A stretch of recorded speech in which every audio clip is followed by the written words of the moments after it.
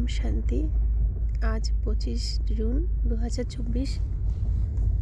বাবার অমূল্য মধুর মহাবাক্য শুনব।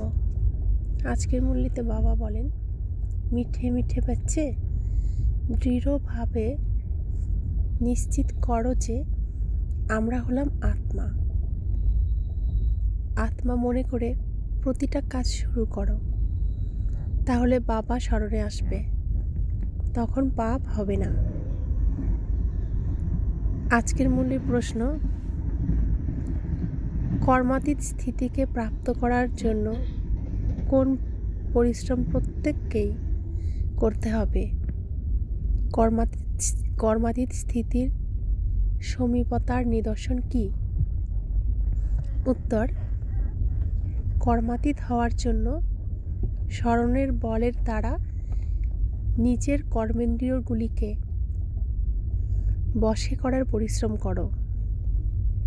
এই অভ্যাস করো যে আমি হলাম নিরাকার আত্মা, নিরাকার বাবার সন্তান। সব কর্মেন্দ্রিয় নিরাকারই হয়ে যাবে। এটাই হলো জবরদস্ত পরিশ্রম।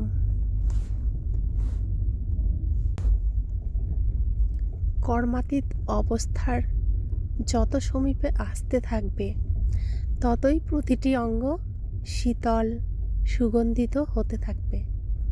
তার থেকে বিকারী দুর্গন্ধ দূর হয়ে যাবে। অতীন্দ্রিয় সুখের অনুভব হতে থাকবে। ওম শান্তি। শিব ভগবানুবাচ। এ তো বাচ্চারা বলবে না যে কার প্রতি। বাচ্চারা তো জানেই শিব বাবা হলেন জ্ঞানের সাগর। তিনি হলেন মনুষ্য সৃষ্টির বীজ রূপ। তাহলে অবশ্যই তিনি আত্মাদের সাথে কথা বলেন। বাচ্চারা জানে যে শিব বাবা আমাদের পড়াচ্ছেন। বাবা শব্দ থেকে বুঝতে পারে যে পরমাত্মাকেই বাবা বলা হয়। সমস্ত মনুষ্য মাত্রই শিব বাবাকেই বাবা বলে। বাবা পরমধামে থাকেন। সবার প্রথমে এই কথা পাকা করতে হবে। নিজেকে আত্মা মনে করতে হবে আর এই কথা পাক্কা নিশ্চিত করতে হবে। বাবা যা শোনান তা আত্মাই ধারণ করে। যে জ্ঞান পরমাত্মার মধ্যে আছে তা আত্মার মধ্যেও আসা চাই, যা আবার মুখ দিয়ে বর্ণনা করতে হয়। যা কিছু ঈশ্বরীয় পাঠ পড়ানো হয় তা আত্মাই পড়ে। আত্মা যদি নির্গত হয়ে যায়, তাহলে এই পড়া ইত্যাদি কিছুই মনে থাকে না। আত্মা যা কিছু করে এই শরীরের দ্বারা, এই ড্রেসের দ্বারাই করে, অর্গানসের দ্বারা করে। আত্মা সংস্কার নিয়ে যায়, তারপর অন্য শরীরে অবস্থান করে। তাই প্রথমে নিজেকে নিশ্চিতভাবে আত্মা মনে করতে হবে। এখন দেহ অভিমান ত্যাগ করতে হবে। আত্মা শোনে, আত্মাই ধারণ করে। আত্মা যদি শরীরে না থাকে, তাহলে শরীর নড়তেও পারে না। বাচ্চারা, এখন তোমাদের একথা পাক্কা নিশ্চিত করতে হবে যে পরমাত্মা আমাদের অর্থাৎ আত্মাদের জ্ঞান প্রদান করছেন। আমরা আত্মারা এই শরীরের দ্বারা শুনি, আর পরমাত্মা এই শরীরের দ্বারা শোনাচ্ছেন। এ কথাই প্রতি মুহূর্তে ভুলে যায়, দেহ স্মরণে এসে যায়। এও তোমরা জানো যে ভালো বা খারাপ সংস্কার আত্মার মধ্যেই থাকে। মদ্যপান করা, খারাপ কথা বলা, এও আত্মাই করে শরীরের দ্বারা। আত্মাই এই শরীরের দ্বারা পার্ট প্লে পালন করে। সবার প্রথমে আত্ম অভিমানী অবশ্যই হতে হবে। বাবা আত্মাদেরকেই পড়ান। আত্মাই এরপর এই জ্ঞান সঙ্গে করে নিয়ে যাবে। অর্থাৎ এই যে আমরা এখন ভগবানের কাছে, পরমপিতা পরমাত্মার কাছে পড়াশোনা করছি, যা আমাদের সংস্কার তৈরি হচ্ছে, এই সংস্কারই আমরা নিয়ে যাব। যেমন ওখানে পরমাত্মা জ্ঞান সহ থাকেন, তেমনি তোমরা আত্মারাও আবার এই জ্ঞান সঙ্গে করে নিয়ে যাবে। বাচ্চারা, আমি তোমাদের এই জ্ঞানের সঙ্গেই নিয়ে যাই। তারপর আত্মারা তোমাদের আবার পার্টে আসতে হবে।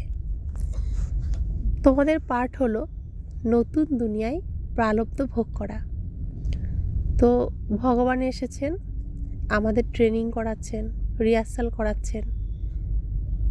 আমরা দেবতার মতো কতটা অভিনয় করতে পারছি। তো যা আমাদের সংস্কার তৈরি হচ্ছে, এই সংস্কার আমরা নিয়ে যাব।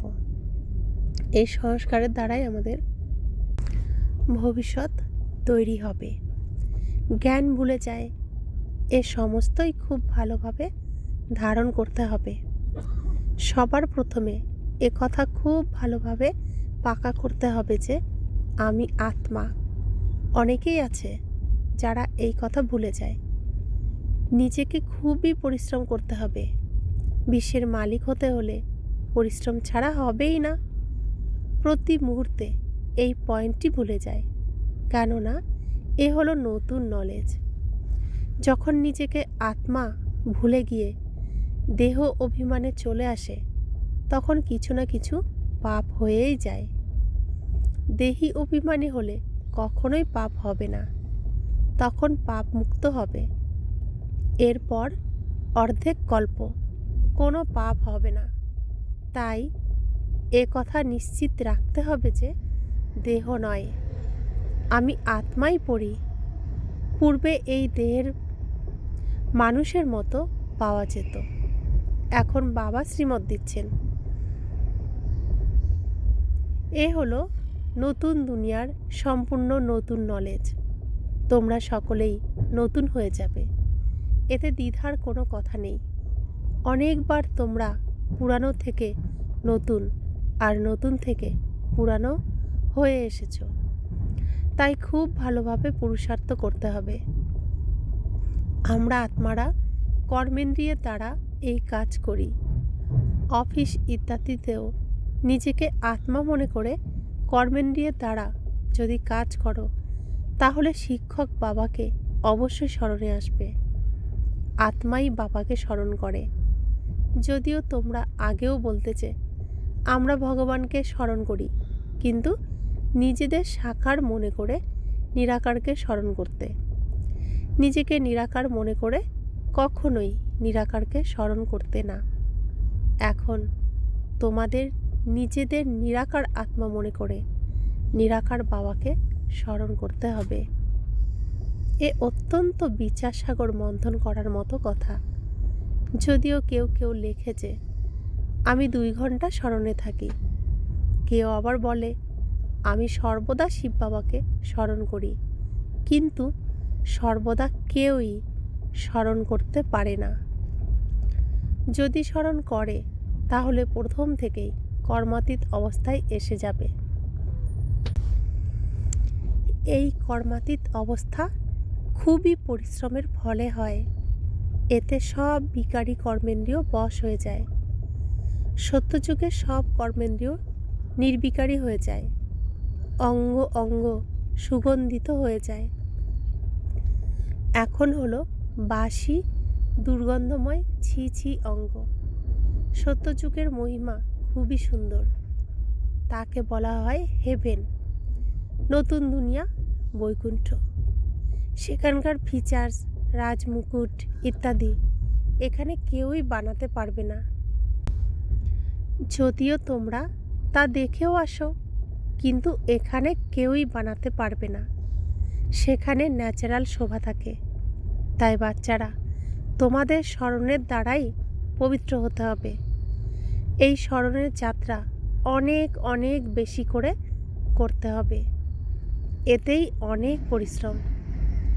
এই স্মরণ করতে করতে যখন কর্মাতীত অবস্থা প্রাপ্ত করবে, তখন সমস্ত কর্মেন্দ্রিয় শীতল হয়ে যাবে। অঙ্গ প্রত্যঙ্গ সুগন্ধিত হয়ে যাবে, কোনো দুর্গন্ধ থাকবে না। এখন তো সমস্ত কর্মেন্দ্রিয়তেই দুর্গন্ধ।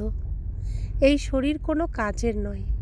তোমাদের আত্মা এখন পবিত্র হচ্ছে, শরীর তো পবিত্র হতে পারবে না। শরীর তখনই পবিত্র হবে যখন তোমরা নতুন শরীর পাবে। অঙ্গ অঙ্গ সুগন্ধিত, এমন মহিমা দেবতাদের। বাচ্চারা, তোমাদের অতীব খুশি হওয়া উচিত। বাবা এসেছেন, তাই তোমাদের খুশির পারদ চড়তে থাকা উচিত। বাবা এসেছেন, তাই তো আমাদের ফুলে পরিণত করছেন আর সুগন্ধি আমাদের মধ্যে ছড়িয়ে দিচ্ছেন, যা আমাদের সম্পূর্ণতা পাবে সত্যযুগে, নতুন দুনিয়ায়। বাবা বলেন, তোমরা আমাকে স্মরণ করো, তাহলে তোমাদের বিকর্ম বিনাশ হবে। গীতার শব্দ কত পরিষ্কার। বাবা এও বলেছেন, আমরা যারা ভক্ত, যারা গীতা পাঠক হবে, তারা অবশ্যই কৃষ্ণের পূজারী হবে। তাই তো বাবা বলেন, দেবতাদের পূজারীদেরও তোমরা শোনাও। মানুষ শিবের পূজা করে, তারপর বলে দেয় ঈশ্বর সর্বব্যাপী। গ্লানিও করে, তারা রোজ মন্দিরেও যায়, রোজ গ্লানিও করে, গ্লানি করেও আবার তারা মন্দিরে যায়। শিব বাবা যদি সর্বব্যাপী হন, তাহলে মন্দিরে যাওয়ার কি প্রয়োজন? শিবের মন্দিরে অনেক অনেক মানুষ যায়। তারা অনেক উঁচু সিঁড়ি ভেঙে উপরে যায়, কারণ শিবের মন্দির উপরে বানানো হয়। শিব বাবাও এসে সিঁড়ি বানান, তাই না? তার নামও উঁচু আর তার ধামও উঁচু। মানুষ কত উপরে যায়। বদ্রীনাথ, অমরনাথ, ওখানেও শিবের মন্দির আছে। যিনি উপরে নিয়ে যান, তো তার মন্দিরও অনেক উপরেই বানানো হয়। এখানে গুরু শিখরের মন্দিরও অনেক উপরে, পাহাড়ের উপরে বানানো হয়েছে। উচ্চ বাবা তোমাদের বসে পড়ান। এই দুনিয়াতে আর কেউই জানে না যে শিব বাবা এসে পড়ান। ওরা তো সর্বব্যাপী বলে দেয়। এখন তোমাদের সামনে এই অবজেক্টও আছে, আমাদের সামনে আমাদের লক্ষ্যও আছে, উদ্দেশ্যও আছে। বাবা ছাড়া আর কেই বা বলবেন? এই হলো তোমাদের এইম অবজেক্ট। বাচ্চারা, এ কথা বাবাই তোমাদের বলেন। তোমরা সত্যনারায়ণের কথাই শোনো। অতীতে যা ঘটে গেছে, ওরা তো সেই কথাই বলে যে আগে কি কি ঘটেছিল, যাকে কাহিনী বলা হয়। এই উঁচুর থেকে উঁচু বাবা বড়র থেকেও বড় কাহিনী শোনান। এই কাহিনী তোমাদের অনেক উঁচুতে তুলে দেবে। এই কথা সর্বদা তোমাদের মনে রাখা উচিত আর অনেককে শোনানো উচিত। এই কাহিনী শোনানোর জন্যই তোমরা প্রদর্শনী বা মিউজিয়াম তৈরি করো। 5000 বছর পূর্বে এই ভারতই ছিল যেখানে দেবতারা রাজত্ব করত। এই হলো প্রকৃত কাহিনী, যা অন্য কেউই বলতে পারে না। এই হলো আসল কাহিনী, যা বৃক্ষপতি বাবা বসে বোঝান, যার দ্বারা তোমরা দেবতা হও। এখানে পবিত্রতাই হলো মুখ্য। পবিত্র না হলে ধারণা হবে না। বাঘিনীর দুধের জন্য সোনার বাসনই প্রয়োজন। তখনই ধারণা হতে পারবে যখন পাত্র সোনার হবে। এই কান্ত হলো বাসনের মতো, এই সোনার বাসন হওয়া চাই। এখন এ হলো পাথরের, সোনার হতে পারলেই ধারণা হতে পারবে। খুবই মনোযোগ দিয়ে শুনতে হবে আর ধারণ করতে হবে। এই কাহিনী খুবই সহজ, যা গীতায় লেখা আছে। ওরা তো কাহিনী শুনিয়ে রোজগার করে। যারা শ্রোতা তাদের থেকে ওদের রোজগার হয়। এখানেও তোমাদের রোজগার আছে, দুই রোজগারই চলতে থাকে, দুই ব্যবসা। তিনি পড়ান, তিনি বলেন মন মনা ভব, পবিত্র হও। এমন আর কেউই বলে না না তারা মনমনা ভব থাকে। কোনো মানুষই এখানে পবিত্র থাকতে পারে না, কারণ ভ্রষ্টাচারের দ্বারা জন্ম। কলিযুগের অন্তিম সময় পর্যন্ত রাবণ রাজ্য চলবে। এই সময় পবিত্র হতে হবে। পবিত্র দেবতাদের বলা হয়, পবিত্র তো দেবতাদের বলা হয় নাকি মনুষ্যকে? সন্ন্যাসীরাও মানুষ, তাদের হলো নিবৃত্তি মার্গের ধর্ম। বাবা বলেন যে আমাকে যদি তোমরা স্মরণ করো তাহলে পবিত্র হয়ে যাবে। ভারতে প্রবৃত্তি মার্গের রাজ্যই চলে, ভারতে প্রবৃত্তি মার্গের রাজ্যই চলে এসেছে। নিবৃত্তি মার্গের লোকেদের সঙ্গে তোমাদের কোনো সম্পর্ক নেই। এখানে তো স্ত্রী পুরুষ উভয়কেই পবিত্র হতে হবে। গাড়ির দুটি চাকাই যদি চলে তাহলে ঠিক, না হলে ঝগড়া লেগে যায়। এই পবিত্রতা নিয়েই ঝগড়া চলতে থাকে। আর কোনো সৎসঙ্গে পবিত্রতা নিয়ে ঝগড়া হয় এমন কখনো শোনা যায়নি। এই একবারই যখন বাবা আসেন তখন ঝগড়া লাগে। সাধু সন্ত প্রমুখে কখনো কি বলে যে অবলাদের উপরে অত্যাচার হবে? এখানে বাচ্চারা ডাকতে থাকে যে বাবা আমাদের বাঁচাও। বাবাও জিজ্ঞেস করেন তোমরা বিবস্ত্র হও না তো? কেননা কাম তো মহাশত্রু, একদম নিচে নেমে যায়। এই কাম বিকারী সবাইকে কানা করিও নয় এমন মূল্যহীন করে দিয়েছে। বাবা বলেন যে 63 জন্ম তোমরা বেশ্যালয়ে থাকো, এখন তোমাদের পবিত্র হয়ে শিবালয়ে যেতে হবে। এই এক জন্ম তোমরা পবিত্র হও। শিব বাবাকে স্মরণ করলে তোমরা শিবালয় স্বর্গে যেতে পারবে। তাও কামবিকার কত জোরদার, এ কত সমস্যায় ফেলে, এর আকর্ষণ কত বেশি। এই আকর্ষণকে দূর করতে হবে, কেননা ঘরে ফিরে যেতে হবে। ঘরে ফিরে যেতে হলে অবশ্যই পবিত্র হতে হবে। আমরা যেমন এসেছিলাম আমাদেরকে তেমনই ফিরে যেতে হবে। আমার আসল স্বরূপে আমাকে ঘরে ফিরে যেতে হবে। টিচার বসে থাকবে কি? এই ঈশ্বরীয় পঠন পাঠন অল্প সময়ের জন্য চলবে।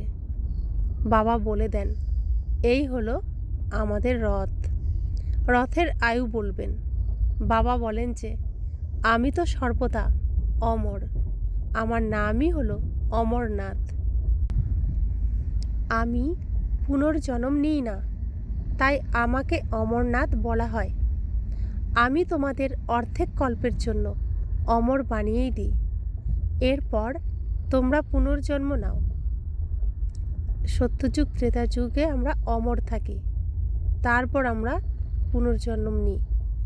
তাই বাচ্চারা এখন তোমাদের উপরে যেতে হবে। মুখ এই দিকে আর পা ওই দিকে করতে হবে। তাহলে আবার ওই দিকে মুখ কেন ঘোরাও? তো মুখ সত্যযুগের দিকে, পা রয়েছে কলিযুগের দিকে। তো বাবা বলছেন তাহলে মুখ আবার কলিযুগের দিকে কেন ঘোরাও?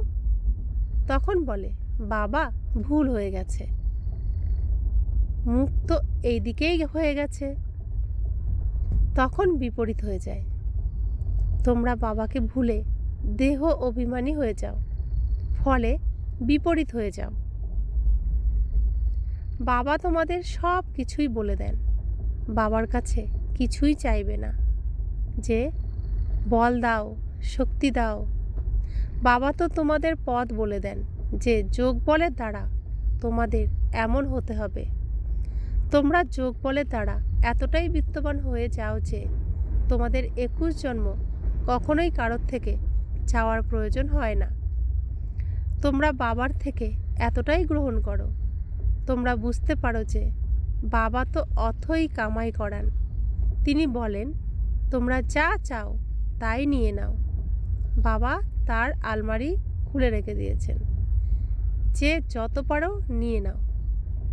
এই লক্ষ্মীনারায়ণ হলো সর্বোচ্চ, তাই যা চাও তোমরা তাই পেতে পারো।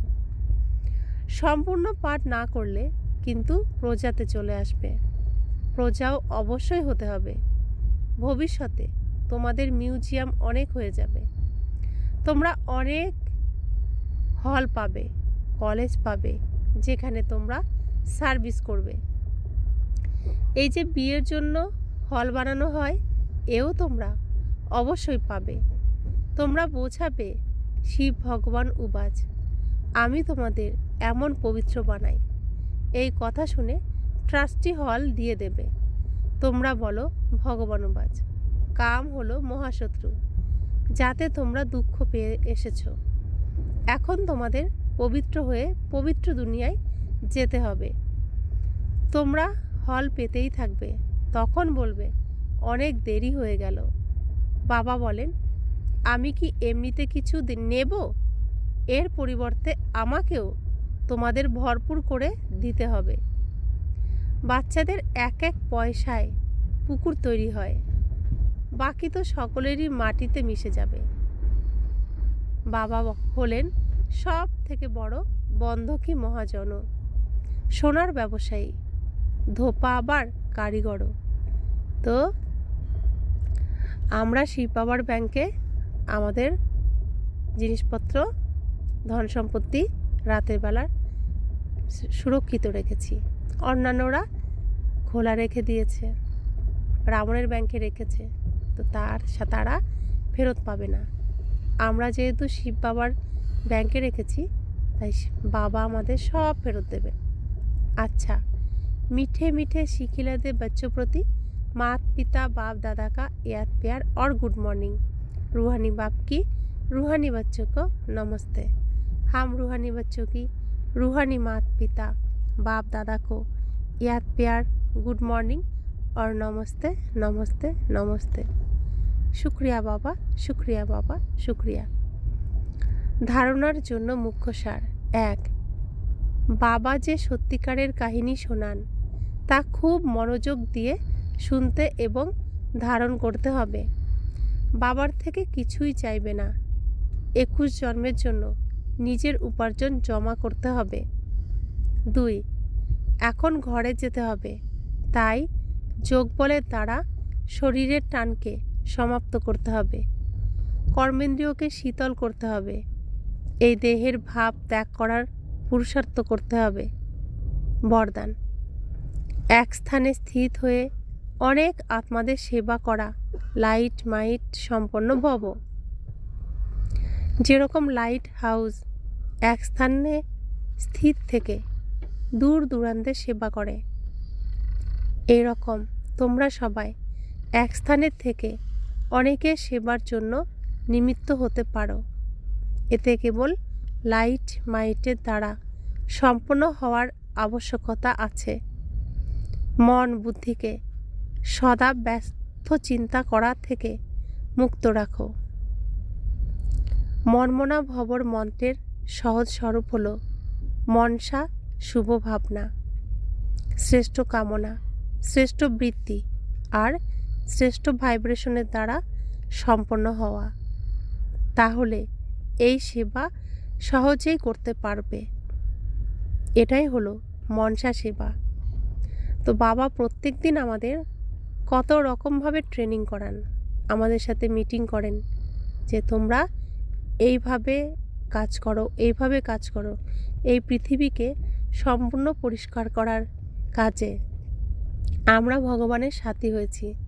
তো মিটিং করে বাবা প্রত্যেক দিন আমাদের বুঝিয়ে বলেন এইভাবে করো, এইভাবে করো। তো আমরা পবিত্রতা ধারণ করেছি। পবিত্রতার লাইট আমাদের চারপাশে ছড়িয়ে থাকে। তো আমরা তো লাইট, আর প্রত্যেক অজ্ঞানী বাচ্চারা অন্ধকারে রয়েছে। তো আমাদের দেখেই তারা এই লাইটের রাস্তা দিয়ে চলতে থাকবে। তো বাবা বলছেন তুমি এক জায়গায় থাকো, তোমার লাইটের আলোতে সবাই তোমার দিকেই আসবে। তো আমি আমার স্থানে বসে সবাইকে আলো দেখাবো আর মনের দ্বারা সবার প্রতি শ্রেষ্ঠ কামনা, শ্রেষ্ঠ ভাবনা, শ্রেষ্ঠ বৃত্তি আর শ্রেষ্ঠ ভাইব্রেশন দিতে থাকবো। এটাই আমার সবথেকে বড় সেবা। স্লোগান: এখন তোমরা ব্রাহ্মণ আত্মারা লাইট হও আর অন্য আত্মাদেরকে মাইক বানাও। তো বাবা বলছেন তোমরা পূর্বজ আত্মা, তোমরা আমার স্পেশাল শ্রেষ্ঠ আত্মা, তোমাদেরকে আমি ট্রেনিং করাচ্ছি। তো তুমি এখন নিজে লাইট হও, পবিত্রতা শক্তিকে খুব জোরালো করে তার আলো চারিদিকে ছড়িয়ে দাও আর অন্যদেরকে মাইক বানাও। তারা বলবে যে হ্যাঁ, এরাই প্রকৃত ভগবানের কাছে পড়াশোনা করছে, ভগবানের সন্তান, আমাকেও করতে হবে, আমাকেও হতে হবে। ওম শান্তি।